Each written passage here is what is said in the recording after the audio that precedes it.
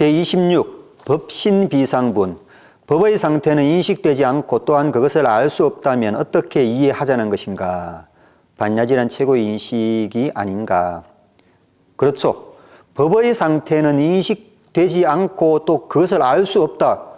도대체 어쩌라는 말인가? 이런 말이 나올 수가 있지 않습니까? 이게 이제 이런 그 세계를 바라보는 시각 자체가 인도적인 시각이 있고 중국적인 시각이 있다는 겁니다. 인도적인 시각은 완벽한 상태의 브라만이라는 이 상태가 최고의 가치고 최고의 바깥 개념입니다. 그 이상은 존재하지가 않습니다. 존재하지가 않고 거기서 삐져나와서 중생으로 존재할 때는 무조건 다 결함을 갖는 상태이기 때문에 결함을 갖는 상태에서 완벽한 상태인 브라흐만을 가늠한다는 것은 불가능하겠죠. 결함 있는 컴퓨터로 아무리 돌려봤자 나오는 게 오답일 뿐이듯이, 그래서 법의 상태라는 것은 브라흐만의 상태거든요. 이 에덴 동산의 상태거든요.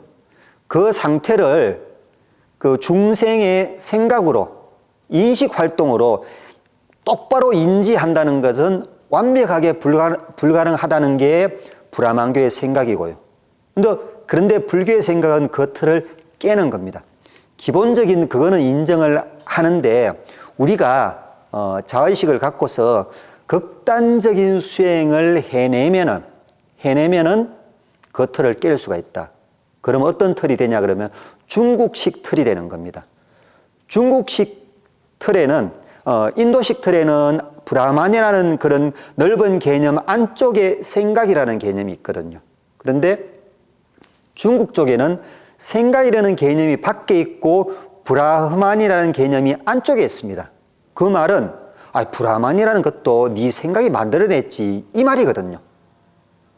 그래서 이제 극단적으로 그 인도적인 사고에서 집착 국한되지 않고 극단적인 수행을 해 나간다면은 그 중국적인 사고를 기반으로 한 일체 유심조 사고에서 충분히 그 브라흐만 법의 상태를 인식할 수 있다. 그런데 기본적으로 불교에서도 중생의 상태를 어느 정도는 활용을 한다고 그랬지 않습니까? 그래서 활용을 한 다음에 궁극적으로는 중생의 상태를 버려야 되는 중생상을 버려라 이렇게 말을 했듯이요.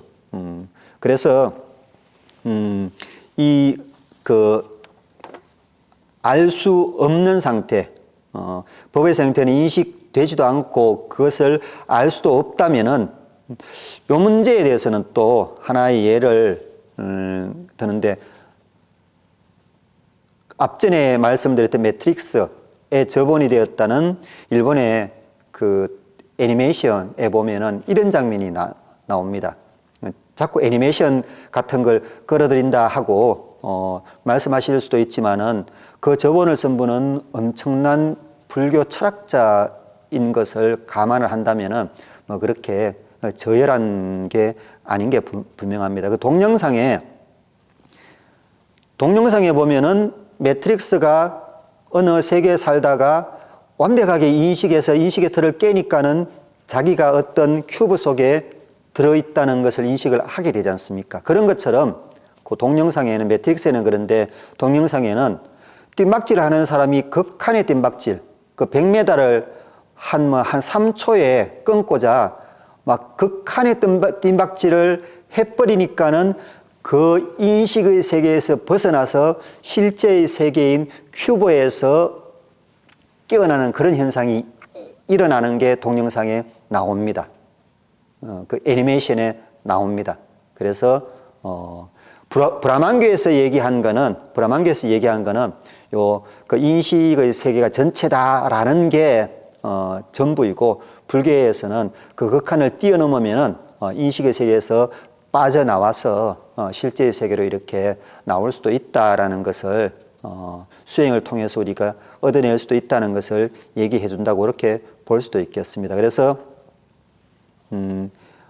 요런 논리적인 그 금강경의 논리에 해당될 수도 있겠죠. 법의 상태는 인식되지도 않고 하는 이런 논리의 상태는 실은 이런 논리 전개 자체가 인도식 사고방식에 근거를 하고 있는데, 그런데 그러한 전통적인 사고방식의 틀을 깨고자 하는 게 바로 불교에서 추구하는 수행이다라고 이해하시면 될 것 같습니다.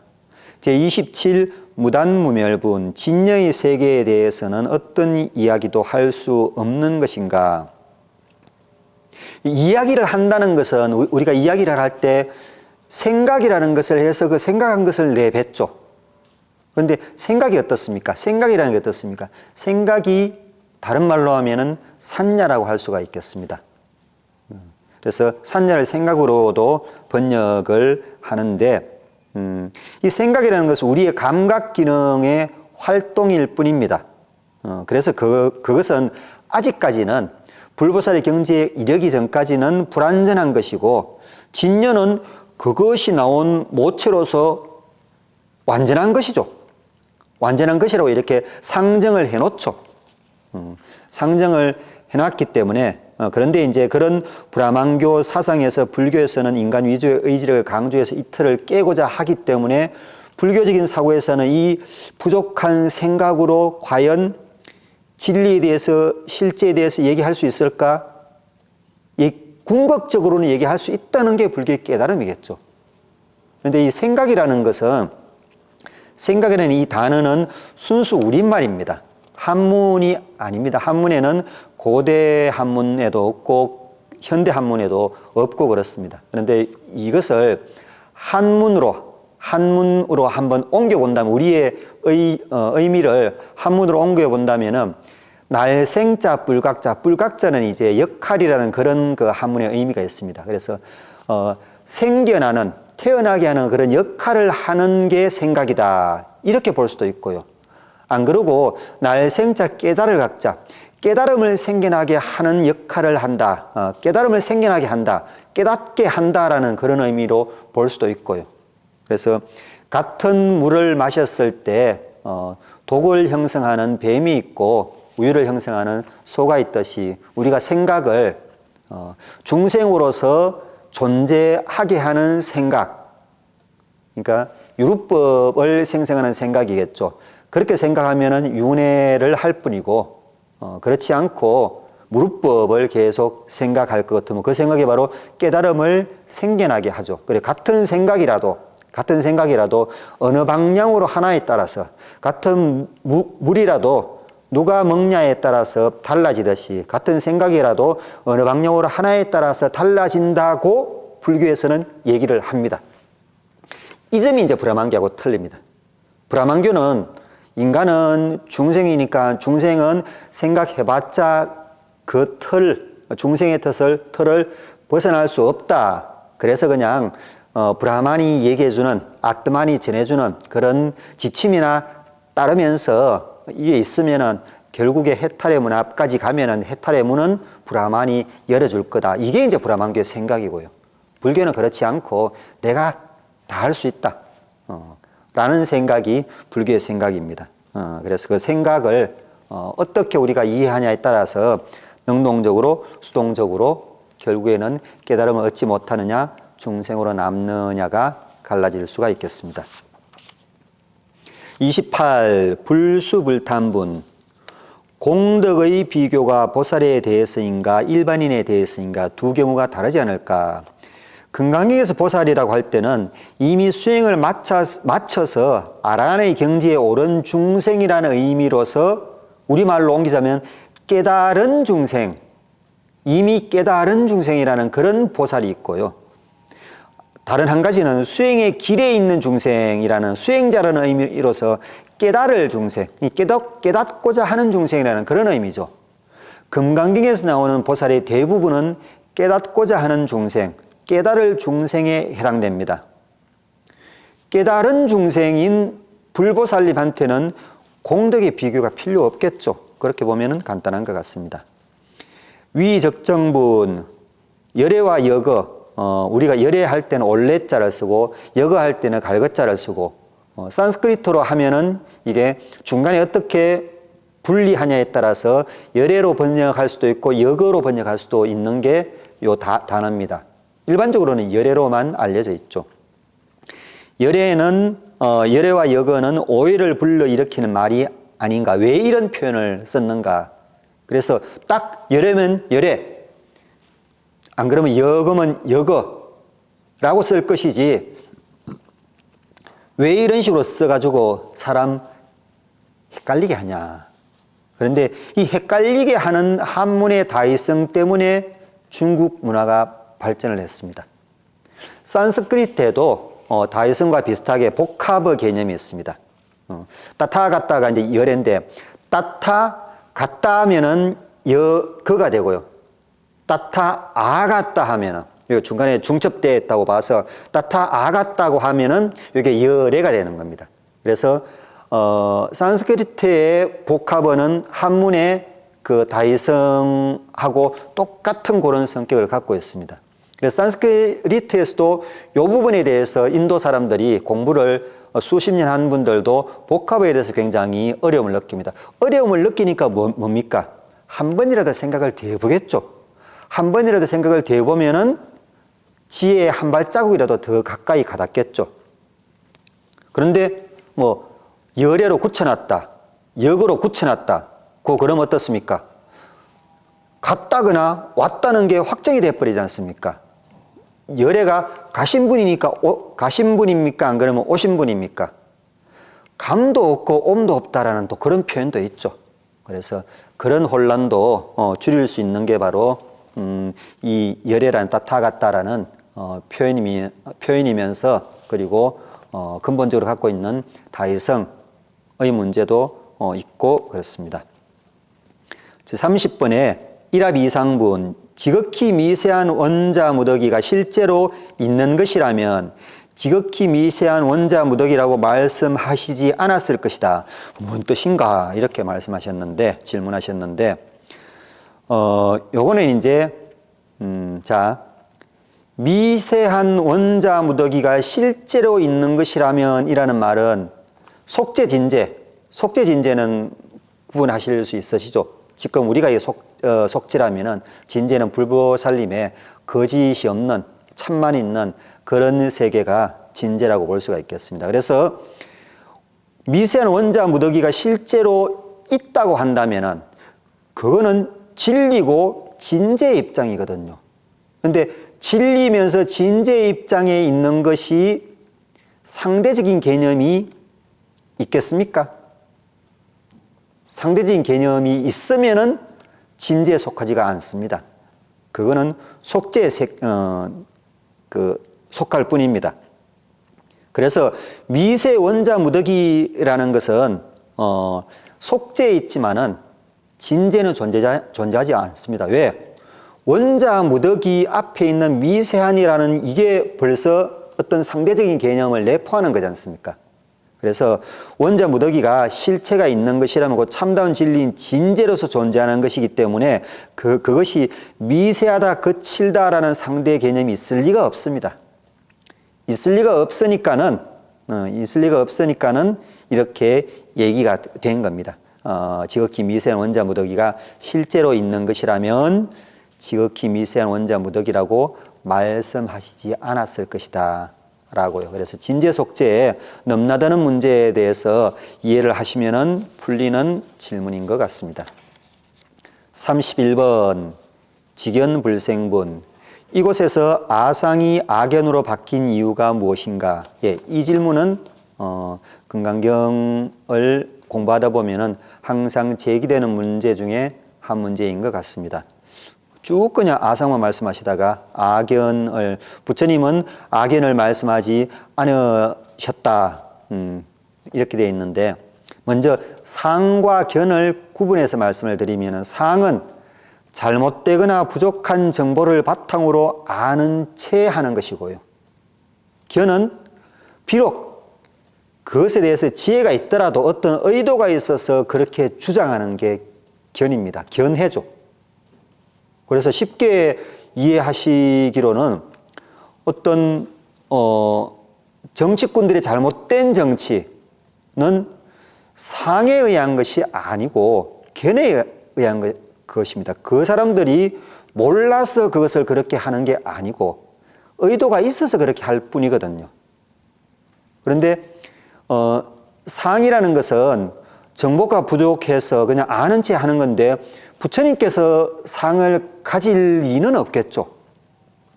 부처님께서는 이미 상을 다 없앴기 때문에 상이 다 없어진 분이 부처라고 이미 금강경에도 얘기가 되어 있고요. 그렇지만은 이제 견해는 가질 수가 있습니다.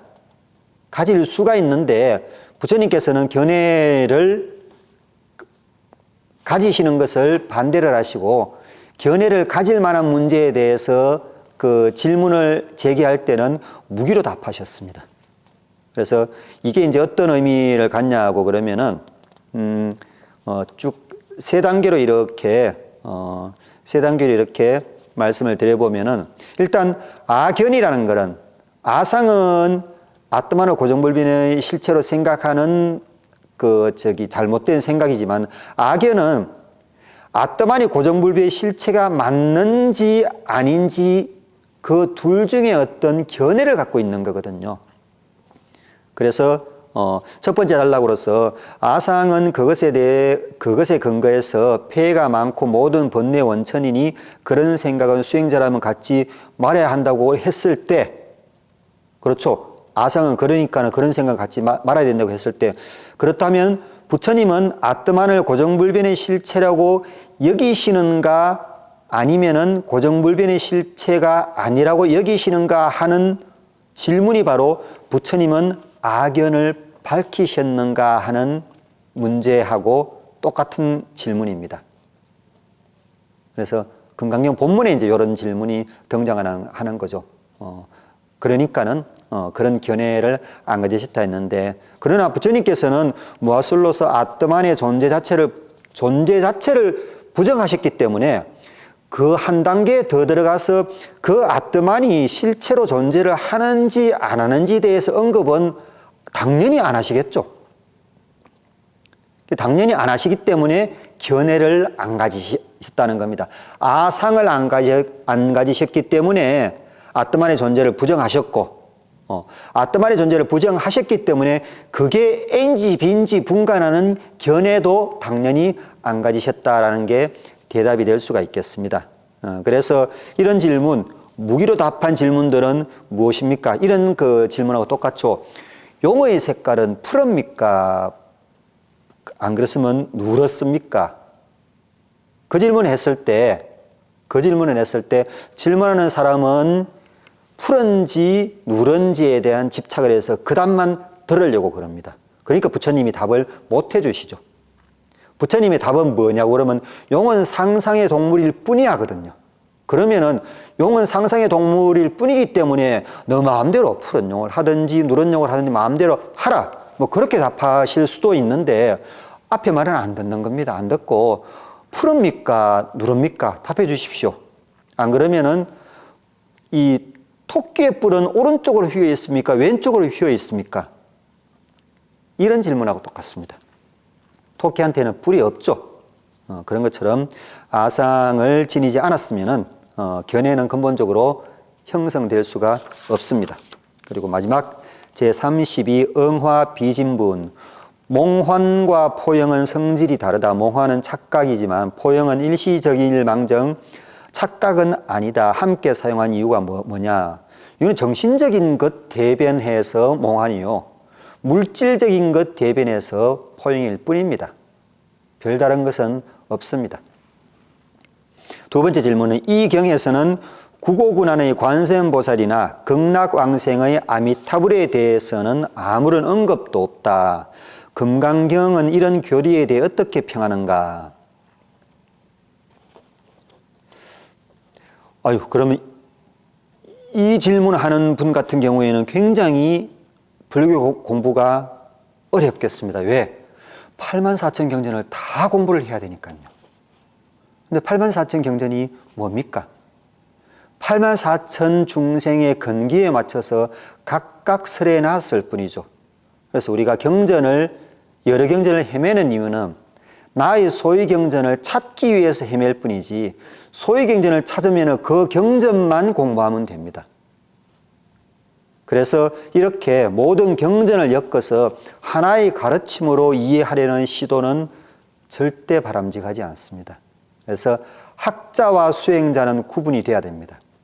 그렇게 막 이런 건강경의 어떤 기본 요지와 화엄경의 요지는 어떤 차이가 있고, 그리고 관세음보살의 구고 군안과는 어떤 차이가 있고 어떤 영향을 미치고 하는 거는 학자가 하는 겁니다. 수행자는 내가 금강경이라는 것을 소유경전으로 삼았으면은 옆절에서 엄청난, 심지어 부처님이 와서 화엄경을 설하더라도 그게 내 소유경전이 아니면은 들으러 가면은 안 됩니다. 그래서 84,000경전 한 권만 공부하시는 길, 그게 맞습니다. 84,000경은 다 공부하시려는 그런 몽환적이고 포영을 따르는 그런 생각은 하지 않으셨으면 좋겠습니다. 사상을 없애고 무상을 통찰하라고 강조하지만 정작 그렇게 했을 때 어떻게 된다는 이 얘기는 분명하지 않다. 이 점을 어떻게 이해해야 되는가? 비유를 들자면 식당에서 맛있는 음식을 제공하면서 8시간 후에 그 변화의 상태가 어떻게 된다고는 얘기하는 식당 없죠. 왜? 자연적으로 그 사람 상태에 대해서 변은 나올 수밖에 없기 때문에요. 그래서 사상을 없애고 무상을 통찰 안 하고 계신 분이니까는 뒤에가 궁금할 뿐이죠.